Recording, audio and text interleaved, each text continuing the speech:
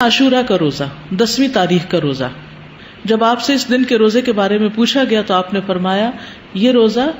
گزرے ہوئے 1 سال کے گناہوں کا کفارہ بن جاتا ہے، یعنی پچھلے محرم سے لے کے اب تک کے جو گناہ ہوں گے وہ انشاءاللہ معاف ہوں گے، صغیرہ گناہوں کی طرف اشارہ ہے۔ اس دن کا روزہ جو ہے یہ مستحب ہے۔ جابر کہتے ہیں کہ رسول اللہ صلی اللہ علیہ وسلم ہمیں عاشورہ کا روزہ رکھنے کا حکم دیتے، ہمیں اس کی ترغیب دیتے اور اس موقع پر ہماری نگرانی فرماتے، یعنی رکھا ہے کہ نہیں۔ اس کے بعد جب رمضان کے روزے فرض کر دیے گئے تو آپ نے ہمیں نہ حکم دیا نہ منع کیا اور نہ اس موقع پر ہماری نگرانی کی، یعنی نفلی روزہ ہو گیا، مستحب ہو گیا۔ حضرت عائشہ سے روایت ہے کہ جاہلیت کے ایام میں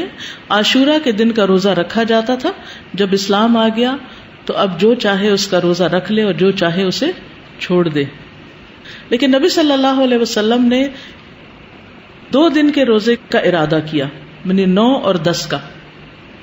عبداللہ بن عباس کہتے ہیں جب رسول اللہ صلی اللہ علیہ وسلم نے یوم عاشورہ کا روزہ رکھا اور اس کا روزہ رکھنے کا حکم دیا تو صحابہ نے عرض کی اللہ کے رسول یہی دن ہے جس کی یہود و نصارہ تعظیم کرتے ہیں۔ اس پر رسول اللہ صلی اللہ علیہ وسلم نے فرمایا جب آئندہ سال ہوگا تو اگر اللہ نے چاہا تو ہم 9ویں دن روزہ رکھیں گے۔ کہا اس کے بعد آئندہ سال نہیں آیا کہ رسول اللہ صلی اللہ علیہ وسلم وفات پا گئے۔ ٹھیک ہے، تو افضل کیا ہے 2 دن کا رکھ لیا جائے، 9 اور 10 کا۔ اور 9 محرم جو ہے بعض کے نزدیک 9 اور بعض 10 دونوں کو عاشورہ کا دن بھی کہا جاتا ہے۔ پہلا عشرہ ہے نا اس میں، جی نہیں 11 والی روایت ضعیف ہے، یعنی بعض کہتے ہیں 10 اور 11 بھی رکھ سکتے ہیں، لیکن یہ کہ 11 تاریخ کے روزے کی روایت ضعیف ہے، اصل میں 9 اور 10 ہی ہے۔ ابن القیم کہتے ہیں کہ ابن عباس کا یہ کہنا تم محرم کا چاند دیکھو تو گنتے رہو اور 9ویں تاریخ کے دن کی صبح روزے کی حالت میں کرو، تو اس سے مراد یہ نہیں کہ عاشورہ 9ویں تاریخ کو کہتے ہیں، بلکہ ان کی مراد یہ ہے کہ 10ویں سے پہلے 9ویں کا روزہ بھی رکھو، کیونکہ آپ نے فرمایا تھا کہ اگر میں زندہ رہا تو روزہ رکھوں گا، تو یہ ایک طرح سے آپ کی سنت ہو گئی، کیونکہ آپ نے اس کے بارے میں خود صحابہ کو ترغیب دلائی۔ بچے چلیں اگر 2 نہیں رکھ سکتے تو 1 تو رکھوائیں۔ اور یہ جو الفاظ ہیں نا سلسلۃ الاحادیث الضعیفہ کے کہ اگر میں زندہ رہا تو یوم عاشورہ سے 1 دن پہلے یا 1 دن بعد میں روزہ رکھنے کا حکم دوں گا،